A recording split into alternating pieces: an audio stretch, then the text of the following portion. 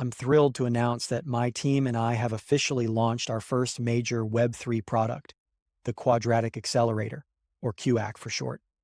In this video, I'll share the journey behind its creation and what makes this product truly unique. Over the past 3 years, I've almost exclusively written about DAOs, but I've arrived at a few conclusions that have taken my interest away from DAOs and towards tokenization. Two big conclusions are that DAO governance only works when people have substantial ownership and only if the governing group is relatively small. See Dunbar limits. This reinforces my conviction that DAO tooling is ideally suited to corporate governance. I suspect DAOs will make a comeback as a broader area of interest, but they'll be leveraged with smaller groups or used as engagement and participation tools for larger groups. A second and probably more controversial conclusion is that economics is the purest form of governance. Reading Hobbes' Democracy, the God That Failed, and Curtis Yarvin's neo-reactionary writing brought home this point. What happens when private ownership, trade, and exit become the main thing, not collective decision-making? Then tokenization becomes the real nut to crack. You can read more about this idea in my Mirror article titled DAOs from First Principles, linked in the description below. Tokenization is the main thing because if you can easily tokenize value in agreements, you can have people express arbitrary preferences and make predictions of other people's choices. No one has provided a turnkey tokenization framework. Sure, we can launch tokens, but a larger framework for how to do it and its significance is absent. There's no broad philosophical underpinning. I spent years on DAO committees issuing grants, hoping the funded projects would return the benefits, but found there is no way to create incentive alignment without tokenization. The only way to create incentive alignment outside of tokenization was with legal agreements, which assumed another set of requirements. Legal entities in compatible jurisdictions needed to exist, and the owners couldn't be anonymous. Parties had to have a trustworthy source of arbitration in the event of a dispute.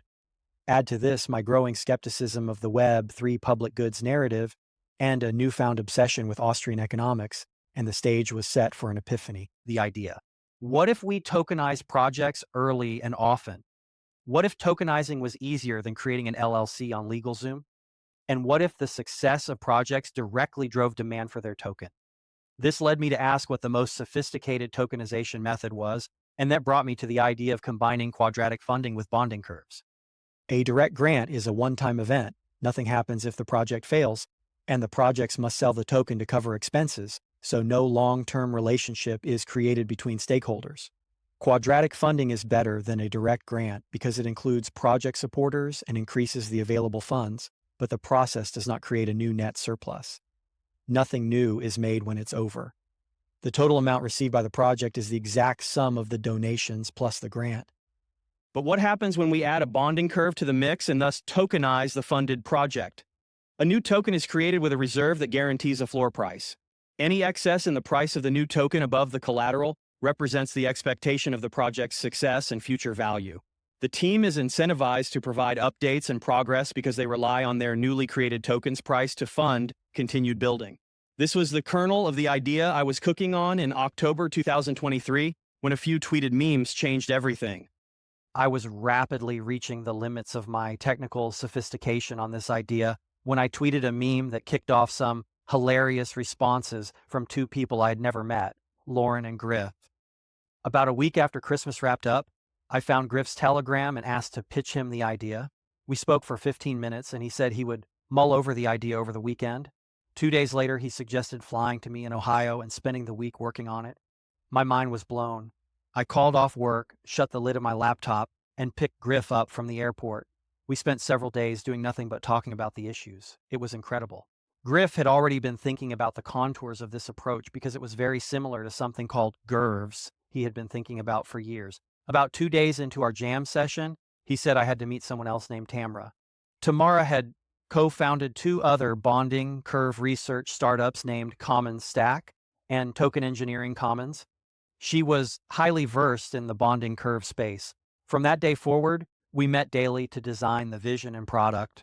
We knew we needed an extremely technical and advanced team to implement what we were designing, and fate would have it that we all had a mutual friendship with a group called Inverter. This was pretty nuts because I learned about Inverter and became friends with them in April of 2023. I remember telling my mentor, Marco, that Polygon should drop everything and buy them. That's how confident I was that they were extraordinary. The inverter team has been a joy to work with, and I'm convinced their mindset toward primary issuance markets will redefine token engineering norms in the coming years. For the next several months, together we built the specification and implementation. Simultaneously, Tam, Griff, and I were deep in the weeds of writing the QAC paper. It's lighter on the maths than it should be, but perfection is the enemy of progress, and I'm confident we'll beef it up in version 2. Tam was tireless in pushing the team to maintain momentum, and we owe our friend Shuga a special shout out because she challenged us to be clearer at every step. Left alone, I would have produced a philosophical manifesto, but cooler heads prevailed, and we opted for a more neutral, technical document. We are so proud of how it turned out. It took an army to build this. The Giveth community rallied around the vision, and General Magic pulled out all the stops to design our brand in the app. And of course, this was only possible with a grant from Polygon. This happened because leaders trusted our vision and execution ability.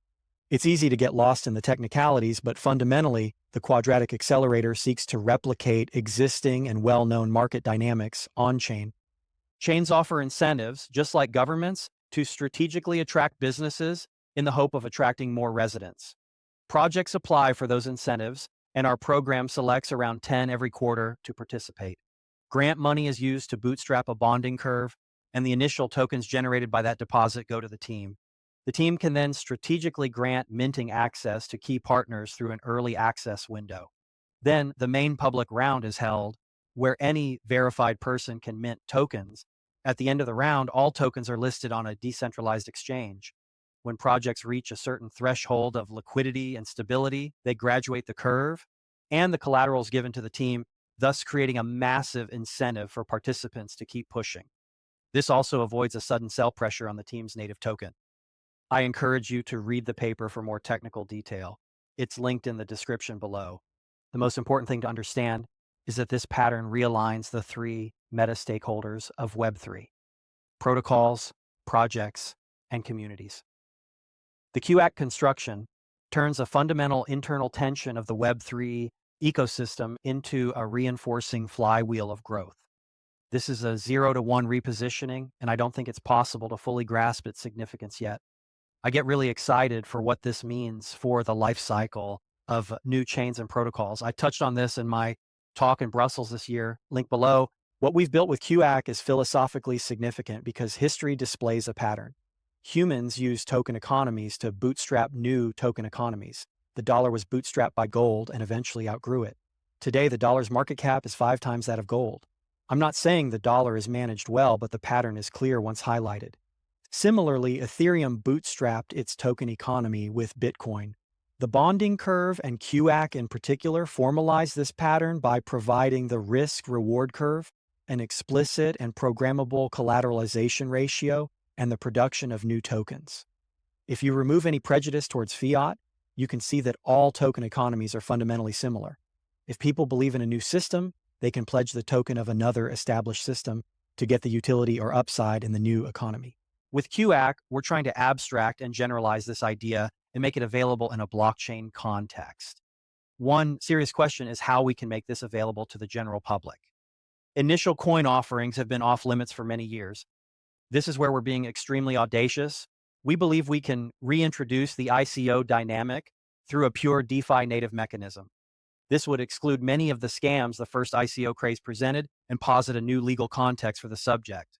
Notice the differences. With QAC, tokens are minted, not sold by humans. Prices and supply are managed by smart contracts, not humans. Cap tables are fully transparent and on-chain, not on legal documents or in white papers. Built-in vesting parameters, not regulators, provide protections. And decentralization is enforced by quadratic distribution, not a pre-designated pie chart. Every startup should have a North Star vision, something that causes people to pause and marvel at the vastness and significance of what you're doing, something that drives you to get out of bed early every day and persevere through obstacles and opposition. For me, the vision of QAC is to create the ecosystem's tokenization primitive. We have a token swap primitive in the decentralized exchange, but there is, as of yet, no token creation primitive. I won't discuss how we plan to do that, but this is the vision. A new meta. Timing is everything. Being too early or too late has the same result as being wrong. On this point, we are beyond fortunate. There could not be a better time for QAC than now. Protocols realize that airdrops, as the primary means of token distribution, are highly wasteful and damaging. Projects are exhausted from the grant farming grind they've been on for years, and communities are pulling back on quadratic funding donations. Add to this an entirely different regulatory landscape, and we have all the ingredients for greater crypto economic freedom. Users are tired of getting overpriced seconds from investors. They want a fairer and more equitable access to new projects. The meme coin craze demonstrates this. While gambling will always be a permanent fixture of Web3, I firmly believe meme coins represent a capitulation on legitimacy. If and when legitimate projects can issue tokens directly to the public safely, I think we'll see a radical pullback from meme coins. Why mint an ephemeral and ultimately meaningless meme when you can mint the next Ethereum at a sub-$1 million market cap? Two new but prominent projects that prove this point are Echo and Legion. Both provide earlier and greater access to the public to invest in projects and promote fairer access as part of their messaging. Yet both are ambiguous about a specific token launch mechanism. For this reason, I'm hopeful there could be a synergy between QAC and these groups in the future.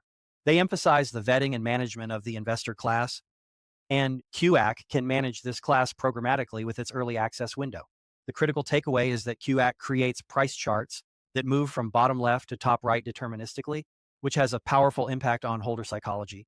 I am overwhelmed with gratitude toward my co-founders, Griff and Tam. Their intelligence, energy, experience, and personal commitment to the QAC vision have been overwhelming.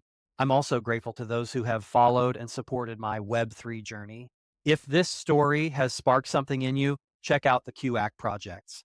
I'll include more explainer videos in the description. Stay tuned.